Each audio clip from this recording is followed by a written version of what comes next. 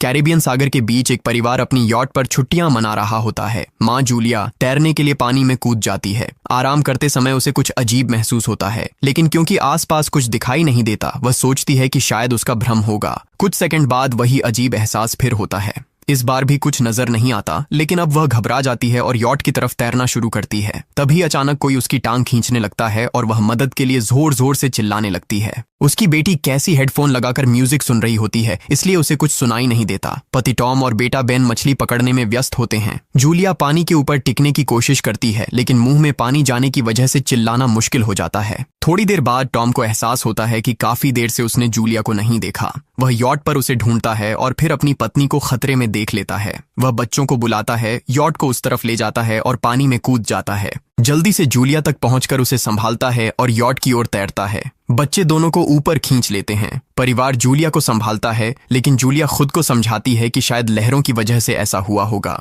रात को सब मिलकर बेन का जन्मदिन मनाते हैं। कैसी को उसके बॉयफ्रेंड का कॉल आता है, तो वह लैपटॉप लेकर बाहर चली जाती है। वीडियो कॉल में उसका बॉयफ्रेंड दिखाता है कि शहर के ऊपर बड़े बड़े काले बादल छा गए हैं। कॉल ग्लिच होकर फ्रीज हो जाती है। कैसी यह बात परिवार को बताने आती है, लेकिन टॉम कहता है कि शायद जमीन से दूर होने की वजह से सिग्नल कमजोर है। तभी सबको एक आवाज सुनाई देती है। वे सब बाहर जाते हैं और देखते हैं कि व्हेल मछलियों का एक समूह गुजर रहा है। टॉम समझाता है कि व्हेल मछलियां हमेशा पृथ्वी के मैग्नेटिक फील्ड को फॉलो करती हैं, लेकिन जब तूफान आता है तो वे कंफ्यूज हो जाती हैं। अचानक यॉट जोर से हिलती है और बेन गिर जाता है। टॉम को चिंता होती है कि कहीं यॉट को नुकसान तो नहीं पहुंचा, इसलिए वह डाइव करके नीचे चेक करने चला जाता है। कुछ देर बाद वह सतह पर वापस आता है, लेकिन उसके कंधे पर एक बड़ा घाव होता है। जूलिया तुरंत उसका जख्म सीती है। टॉम बताता है कि पानी के अंदर उसे ऐसा लगा जैसे उसके पीछे कोई बहुत बड़ा जीव था, लेकिन जब उसने मुड़कर देखा तो प्रोपेलर से कट लग गया। वह कहता है कि जो भी चीज थी बहुत बड़ी थी। टॉम को यॉट पर काफी नुकसान दिखाई देता है, इसलिए उन्हें मदद बुलानी पड़ती है। जूलिया बार बार रेडियो पर कोशिश करती है। कैसी फोन पर सिग्नल ढूंढती है, लेकिन कुछ भी काम नहीं करता। तभी कैसी को एक अजीब सा जीव दिखाई देता है और वह चिल्ला उठती है, लेकिन वह तो बस बेन होता है जो मास्क पहनकर मजाक कर रहा होता है। कुछ देर बाद यॉट पूरी तरह बंद हो जाती है और समुद्र के बीच में फंस जाती है। जूलिया रेडियो में एक आवाज सुनती है, लेकिन आवाज इतनी खराब होती है कि उसे कुछ समझ नहीं आता। टॉम परिवार को बताता है कि उनके पास सिर्फ 4 दिन का खाना पानी बचा है और अब उन्हें किसी मछली पकड़ने वाली नाव का इंतजार करना होगा। अचानक रडार पर कुछ डिटेक्ट होता है और परिवार को एक अजीब सी आवाज सुनाई देती है। सब दौड़कर बाहर आते हैं और हैरानी से देखते हैं कि कई सारे उल्कापिंड जमीन पर गिर रहे हैं। जहां जहां उल्कापिंड गिरते हैं वहां बड़े धमाके होते हैं। एक उल्कापिंड पानी में उनके पास गिरता है तो टॉम तुरंत यॉट को चलाने की कोशिश करता है। इंजन मुश्किल से चलता है, लेकिन तभी एक और उल्कापिंड उस इलाके को हिट करता है। परिवार डर के मारे एक दूसरे को कसकर पकड़ लेता है। तभी टॉम को समझ आता है कि जो आग के गोले गिर रहे हैं वे उल्कापिंड नहीं बल्कि सैटेलाइट्स हैं। उसी वक्त बेन देखता है कि यॉट से धुआं निकल रहा है। टॉम चेक करता है और कंफर्म होता है कि इंजन खराब हो गया है। हवा तेज होने लगती है तो फैमिली यॉट के अंदर छुप जाती है, बिना ये नोटिस किए कि कंपास बहुत तेजी से घूम रहा है। यॉट जोर जोर से हिलने लगती है। बेन फिर से गिर जाता है और इस बार उसे चोट भी लग जाती है। लहरें तेजी से यॉट से टकरा रही होती हैं। टॉम स्ट्रगल करके बाहर जाता है और लाइफ जैकेट्स लेकर आता है। तभी पावर चली जाती है। टॉम तुरंत पावर बॉक्स का बटन प्रेस करता है और लाइट वापस आ जाती है। उस वक्त बेन नोटिस करता है कि जूलिया की नाक से खून बह रहा है। जूलिया को चक्कर आने लगते हैं, जबकि कैसी सिंक पर जाकर उल्टी कर देती है। टॉम रेडियो ट्राई करता रहता है पर सिग्नल नहीं मिलता। अचानक एक तेज हाई पिच्ड नॉइज आती है और हवा और भी स्ट्रांग हो जाती है। जूलिया दरवाजे बंद करने की कोशिश करती है, पर एक हैच खुल जाता है और हवा खिड़कियां तोड़ने लगती है। टॉम एक फ्लेयर जलाता है और थोड़ी देर बाद अंधेरा छा जाता है। अगली सुबह फैमिली शॉक में उठती है कि वो स्टॉर्म से बच गए हैं, लेकिन यॉट आधी तबाह हो गई होती है। जब वो बाहर आते हैं तो देखते हैं कि समुद्र का पानी गायब हो गया है और यॉट अब जमीन पर अटकी है। सब ये देखकर शॉक में आ जाते हैं। कैसी सिग्नल चेक करती है पर नेटवर्क बिल्कुल डाउन होता है। बेन 2 मरे हुए केकड़ों से खेलने लगता है। टॉम कंपास चेक करता है और देखता है कि वो उल्टा हो गया है। ये आखिरी बार 7 लाख साल पहले हुआ था। कैसी को लगता है कि उसका बॉयफ्रेंड मर गया होगा और वो टूट जाती है। जब जूलिया उसे समझाने आती है तो कैसी उसे दूर कर देती है और छुपने चली जाती है। जूलिया और टॉम बची हुई सप्लाईज देखते हैं। बेन अपने बर्थडे बलून्स एक पत्थर से बांध देता है ताकि शायद कोई बचा हुआ सर्वाइवर देख ले। टॉम फिर रेडियो ट्राई करता है और इस बार एक आदमी से कनेक्शन हो जाता है। उसका नाम नाव होता है और वो एक सबमरीन का कैप्टन होता है। उसकी सबमरीन भी लैंड पर अटक गई है। वो कंफर्म करता है कि मैग्नेटिक पोल्स रिवर्स हो गए हैं, इसलिए ओशन पीछे हट गया है और जमीन डूब गई है। वो कहता है कि उसने अभी तक और सर्वाइवर्स नहीं देखे और कम्युनिकेशन सिस्टम सिस्टम्स बिल्कुल डाउन हो गए हैं। वो मजीद ये भी कहता है कि पोल्स फिर रिवर्स होंगे और शायद एक हफ्ते में समुंदर वापस आ जाएगा। वो फैमिली को वार्न करता है कि जितना हो सके ऊंची जगह चढ़ जाओ, क्योंकि जब पानी वापस आएगा तो वो बहुत खतरनाक होगा। वो बोलता है उसका पार्टनर क्रैश में मारा गया और सबमरीन में बस 3 लोगों की ही जगह है। जूलिया और टॉम उससे कहते हैं कि प्लीज हमारे बच्चों को बचा लो। वो उन्हें अपने कोऑर्डिनेट्स दे देता है। टॉम कैलकुलेट करता है कि सबमरीन तक पहुंचने में 2-3 दिन लगेंगे। वो फैमिली से कहता है आज रात अच्छे से आराम कर लो, कल सुबह हम निकलेंगे। अगली सुबह फैमिली सामान पैक कर रही होती है, तभी टॉम को पास में कुछ हिलता हुआ दिखता है। वो एक लंगड़ा आदमी होता है जिसके हाथ में हार्पून होती है और साथ में एक कुत्ता लगातार भौंक रहा होता है। टॉम उसके पास जाता है और उसे पानी की बोतल देता है, लेकिन वो आदमी कुछ ऐसी भाषा में बोलता है जो टॉम समझ नहीं पाता। पानी पीने के बाद वो अजनबी अचानक टॉम के सिर पर बोतल मारता है और चेहरे पर जोर का लात मार देता है। जूलिया डर के मारे भागती है, लेकिन तब तक देर हो चुकी होती है। वो आदमी टॉम के पेट में हार्पून घुसा चुका होता है। टॉम कुछ पल तक तड़पता है और फिर वो उसकी गर्दन भी काट देता है। फिर वो आदमी जूलिया के पीछे भागता है और उस पर हार्पून फेंकता है, जिससे उसके कंधे में चोट लग जाती है। जूलिया दर्द सहते हुए यॉट के अंदर भागती है और बच्चों को बोलती है कि छुप जाओ। वो दरवाजा लॉक कर देती है। कैसी और बेन सोफे के अंदर घुस जाते हैं। जूलिया उन्हें फ्लेयर गन पकड़ाती है और खुद एक चाकू लेकर बाथरूम में छुप जाती है।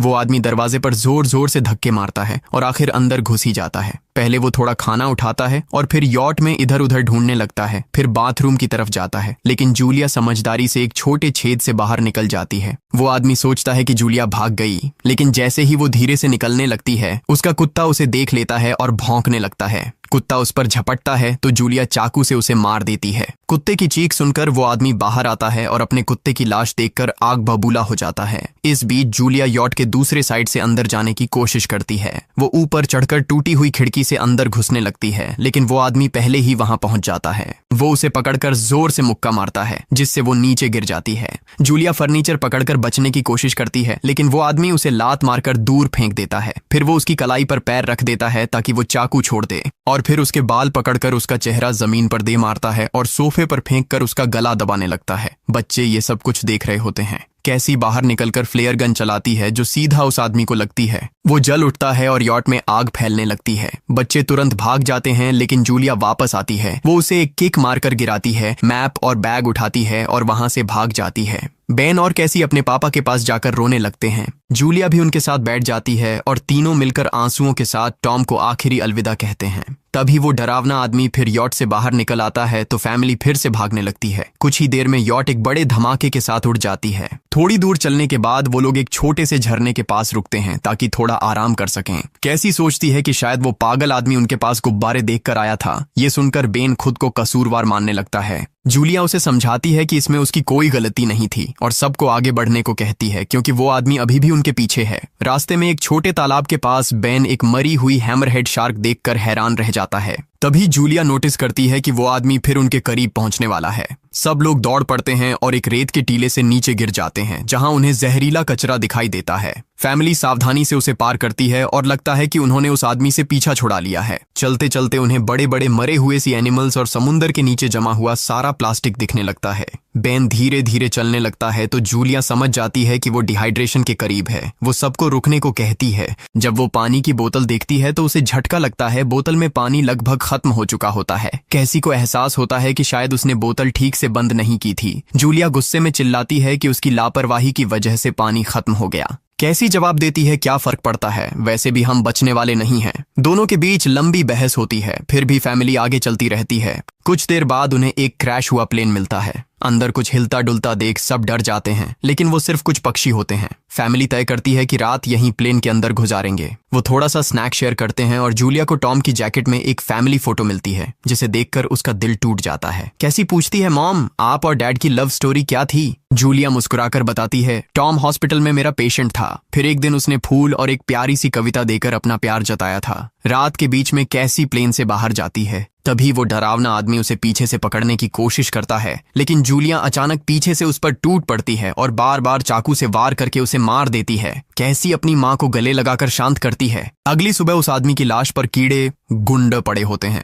फैमिली नोटिस करती है कि उसके शरीर पर कई काटने के निशान हैं, मतलब इस एरिया में कोई खतरनाक जीव छिपा हुआ है। जैसे ही वो लोग वहां से निकलते हैं, केकड़े उसके मुंह से बाहर निकल आते हैं। कुछ घंटों बाद जूलिया और कैसी मैप देख रही होती हैं, लेकिन बेन धीरे से आगे निकल जाता है। जूलिया चिल्लाती है, रुक जाओ, लेकिन बेन एक तालाब में झुककर पानी पीने लगता है। जूलिया तुरंत उसे खींचकर बाहर निकालती है और समझाती है कि अनजान पानी उसे बीमार कर सकता है। धूप बहुत तेज हो जाती है तो फैमिली अपने सिर कपड़ों से ढक लेती है। बेन को चक्कर आने लगते हैं। तभी उन्हें कुछ पुराने कुर्सियां मिलती हैं और जूलिया कैसी उनसे एक टेम्पररी शेल्टर बना लेती हैं। जूलिया बेन को इंजेक्शन लगाती है और तय करती है कि वो रात वहीं बिताएंगे। सुबह जूलिया एक अजीब सी आवाज सुनकर उठती है। बाहर जाकर देखती है तो क्रैब्स का एक बड़ा झुंड उनकी तरफ आ रहा होता है। वो तुरंत बच्चों को उठाती है और तीनों भागना शुरू कर देते हैं। भागते भागते उन्हें एक बड़ा कार्गो शिप दिखाई देता है। वहां 3 क्रू मेंबर्स जिंदा होते हैं। एक औरत उनकी मदद करना चाहती है लेकिन बाकी 2 आदमी मना कर देते हैं और तीनों फैमिली को बाहर छोड़कर कंटेनर लॉक कर लेते हैं। क्रैब्स पास आ जाते हैं। जूलिया बच्चों को कंटेनर के ऊपर चढ़ाती है। खुद जब चढ़ने लगती है तो क्रैब्स उसके पैर को जोर से काट लेते हैं। बच्चे उसे खींचकर ऊपर चढ़ाते हैं, नहीं तो वो नीचे गिर जाती। कंटेनर के एक छेद से आधे क्रैब्स अंदर घुस जाते हैं। क्रू मेंबर्स फायरिंग शुरू करते हैं लेकिन क्रैब्स उन पर हावी हो जाते हैं और दोनों को मार डालते हैं। आखिरी आदमी छत के होल तक पहुंचता है लेकिन क्रैब्स उसे भी नीचे खींच लेते हैं और वो भी मर जाता है। जूलिया अपने जख्म पर पट्टी बांधती है और बेहोश हो जाती है। कुछ देर बाद जब वो उठती है तो खुद को रेत के तूफान के बीच अकेली पाती है। वो घबराकर बच्चों को ढूंढने लगती है। एक मरी हुई औरत का हथियार उठाती है और जोर जोर से चिल्लाती है। कैसी उसकी आवाज सुनकर लौट आती है और बताती है कि वो और बेन मदद ढूंढने गए थे लेकिन कोई नहीं मिला। फिर दोनों बेन से मिलते हैं जिसे एक खुला कंटेनर मिलता है जहां वो तूफान खत्म होने तक रुक सकते हैं। जूलिया टॉम का लाइटर निकालती है और अपने जख्म को जलाकर बंद करती है जो बेहद दर्दनाक होता है। तूफान थमने के बाद उन्हें एक और कंटेनर मिलता है जिसमें बहुत सारी पानी की बोतलें होती हैं। बॉडीज चेक करते वक्त उन्हें एक रेडियो और एक गन भी मिलती है। जूलिया नाव से संपर्क करती है और बताती है कि मैप खो गया है। इस पर नाव बताता है कि उन पर आर्थ्रोपॉड्स ने हमला किया था, वो अब इसके जीव हैं जो ऑक्सीजन की वजह से पूरी तरह पागल हो चुके हैं। अब नाव फैमिली को जल्दी करने को बोलता है क्योंकि उसके इंस्ट्रूमेंट्स ने कैलकुलेट किया है कि समुद्र उम्मीद से ज्यादा जल्दी वापस आएगा और उनके पास सिर्फ कुछ घंटे बचे हैं। वो एक फ्लेयर शूट करता है और फैमिली उस दिशा में चलना शुरू करती है। लंबी वॉक के बाद फैमिली को एक टूटा हुआ टॉयलेट मिलता है जिसमें बेन पेशाब करता है। अब वो लोग आखिरकार सबमरीन को पास ही देख लेते हैं लेकिन वहां पहुंचने के लिए उन्हें एक बड़ा चट्टानी रास्ता पार करना होगा। जैसे ही वो रास्ते से गुजरते हैं दीवारें हिलने लगती हैं और पत्थर गिरने लगते हैं जिससे एक भयानक रॉक स्लाइड हो जाता है। जूलिया तुरंत अपने बच्चों को साइड में धक्का देती है और खुद भी पीछे हट जाती है ताकि कुचली न जाए। अब एक पत्थर की दीवार उनके बीच आ गई है। जूलिया बच्चों से कहती है कि वो बिना उसके आगे बढ़ जाए लेकिन कैसी मना करती है और जोर देती है कि उसकी मां को चढ़ने की कोशिश करनी चाहिए। बहुत बहस होती है और चिल्लाने के बाद जूलिया वादा करती है कि वो बाद में अपने बच्चों को ढूंढ लेगी। मजबूर होकर कैसी अपने भाई को खींचकर आगे ले जाती है। बच्चे चट्टानी रास्ता चढ़कर सबमरीन की तरफ भागते हैं लेकिन वहां पहुंचकर देखते हैं कि नाव बाहर खून में लथपथ पड़ा है। वो समझाता है कि उसके लिए सब खत्म हो गया है और अब बच्चे सबमरीन ले सकते हैं। ये सोचकर कि एक एक्स्ट्रा जगह होगी कैसी वापस अपनी मां को ढूंढने भागती है। तभी जूलिया केकड़ों को आता देखती है और वो फायरिंग शुरू कर देती है। कुछ केकड़ों को वो मार देती है लेकिन झुंड बहुत बड़ा होता है और सबसे लड़ना मुश्किल हो जाता है। उसी वक्त कैसी दीवार के ऊपर दिखाई देती है और हाथ आगे बढ़ाती है तो जूलिया अपने घायल पैर के बावजूद तेजी से चढ़ना शुरू करती है। कैसी की मदद से वो दूसरी तरफ पहुंच जाती है और दोनों साथ में सबमरीन की तरफ भागते हैं। बेन पहले से ही ऊपर खड़ा होता है और फायर खोल देता है ताकि केकड़े डिस्टर्ब रहें जब तक फैमिली ऊपर चढ़ जाए। केकड़े नाव के शरीर तक पहुंचते ही तुरंत उसे खाने लग जाते हैं। जूलिया गन उठाती है और फायरिंग जारी रखती है जब तक बच्चे अंदर चले जाएं। जब वो सुरक्षित हो जाते हैं जूलिया समझती है कि गोलियां खत्म हो गई हैं तो वो गन केकड़ों पर फेंक देती है और अपने बच्चों के साथ अंदर चली जाती है। फैमिली हैच को अच्छे से लॉक करती है और खिड़की से केकड़ों को सबमरीन के चारों तरफ देखती है। इसी वक्त समुद्र वापस आ जाता है तो तीनों तुरंत अपनी सीटों पर बैठकर बेल्ट पहन लेते हैं और एक दूसरे का हाथ पकड़ लेते हैं।